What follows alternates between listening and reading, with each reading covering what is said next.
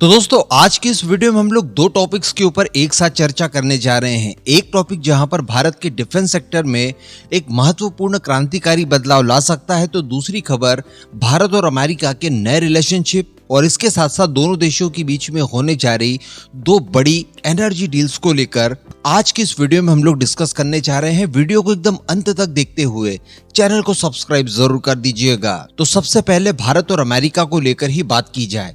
देखिए, भारत और अमेरिका के बीच में इस समय की अगर बात की जाए तो संबंध जो हैं वो रीबिल्ड होने शुरू हो चुके हैं। जो ब्लंडर्स जो बाइडेन के कार्यकाल के दौरान हुए थे उन्हें किस तरह से रिपेयर किया जाए, इसको लेकर मंथन चल रहा है। जहां पर अमेरिका के द्वारा जो बाइडेन के कार्यकाल में केवल भारत के ऊपर इस तरह का दबाव बनाया जाता था कि आप रशिया से पेट्रोलियम उत्पाद ना खरीदें, लेकिन इसका कोई अल्टर नहीं दिया जाता था, तो वहीं पर अब ट्रम्प के कार्यकाल में भारत को ये सारे दबाव तो दिए जा रहे हैं कि रशिया से थोड़ी दूरी बनाइए, लेकिन इसके लिए प्रॉपर अल्टर्स दिए जा रहे हैं और इसी चीज का इंतजार शायद हम लोग लंबे समय से कर रहे थे। तो अब जैसा कि आप जानते होंगे कि 12 फरवरी से पीएम मोदी का अमेरिका विजिट होने जा रहा है। डोनाल्ड ट्रंप से उनकी पहली मुलाकात होगी नए इलेक्शन के बाद। इस दौरान बताया जा रहा है कि दो महत्वपूर्ण डील्स को लेकर भारत और अमेरिका के बीच में चर्चाएं हो सकती है और किसी निर्णय तक पहुंचा जा सकता है, जिसमें एक लॉन्ग टर्म एनर्जी डील होगी एलएनजी को लेकर। अब एलएनजी को लेकर डील हमारे लिए बहुत ही ज्यादा जरूरी है, क्योंकि पास्ट में कई बार हम लोग डिस्कस पहले कर चुके हैं कि एलएनजी के ऊपर भारत की निर्भरता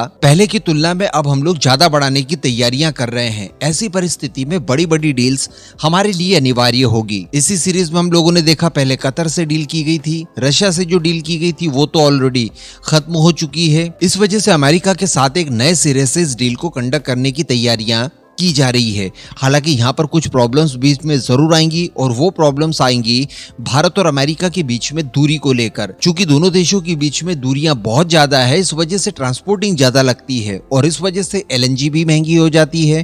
तो इसको लेकर कोई समाधान निकालने की कोशिश बातचीत के दौरान ही की जाएगी, लेकिन भारत अमेरिका के बीच में एलएनजी को लेकर कोई बड़ी डील हम लोगों को देखने के लिए मिल सकती है। इसके अलावा दोस्तों न्यूक्लियर डील, जी हाँ, नॉन मिलिट्री क्षेत्र में भारत और अमेरिका के बीच में बड़ी न्यूक्लियर डील होते हुए हम लोग निकट भविष्य में देख पाएंगे। और स्पेशली इसी विजिट के दौरान जब प्राइम मिनिस्टर मोदी अमेरिका जाएंगे, इस दौरान किसी बड़े निर्णय को लिया जा सकता है। कुछ ही दिन पहले की बात है जब भारत द्वारा न्यूक्लियर लायबिलिटी को लेकर भी जो कंडीशंस रखी गई थी भारत द्वारा, इनमें छूट देने की बात कही गई है। तो ऐसी परिस्थितियों के बाद एक माहौल तैयार होता है भारत के अंदर, जब विदेशी कंपनियां आकर न्यूक्लियर एनर्जी के सेक्टर में भारत के अंदर काम करे। इससे होगा ये कि ग्रीन एनर्जी के क्षेत्र में भारत के अंदर एक बड़े स्केल पर काम किया जाएगा और भारत की एनर्जी रिक्वायरमेंट को इन सभी माध्यमों से फुलफिल किया जाएगा और इसी आधार पर हम लोग आगे नेट जीरो की ओर बढ़ पाएंगे। इसमें भारत की प्राइवेट कंपनीज को लेकर भी बड़े बड़े अवसर मिलेंगे, जिनको लेकर आज ही मैं कुछ आपको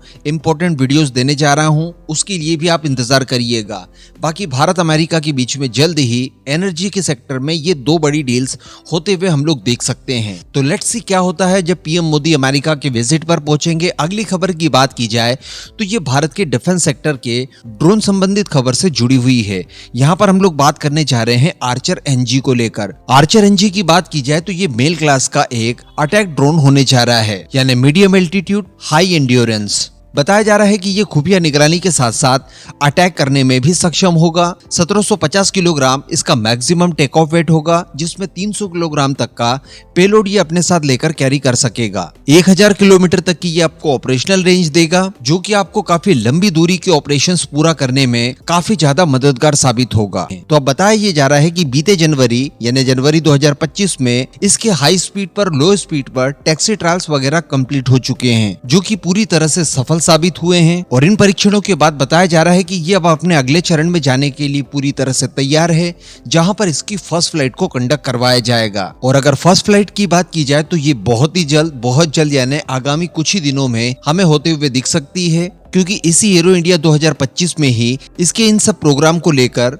डेट्स को फाइनल किया गया है। उसके बाद बताया जा रहा है कि आने वाले कुछ महीनों में इसके और ज्यादा कठिन परीक्षण होंगे, जिसमें कई तरह के उड़ान परीक्षणों से इसे गुजारा जाएगा और धीरे धीरे ये प्रोजेक्ट अपना डेवलपमेंट स्टेज पूरा कर लेगा। तो अल्टीमेटली मेल कैटेगरी में ये एक बहुत ही शानदार ड्रोन होने जा रहा है, जो कि भारत की सेनाओं की समस्त रिक्वायरमेंट फुलफिल करने में सक्षम होगा। साथ ही अब ये डेवलपमेंट स्टेज अपनी लगभग पूरी कर चुका है, तो काफी ज्यादा एक्साइटमेंट इसने डिफेंस सेक्टर में बढ़ा दी है। बाकी इन दोनों ही मुद्दों पर आपका क्या मानना है, नीचे कमेंट करके जरूर बताइएगा।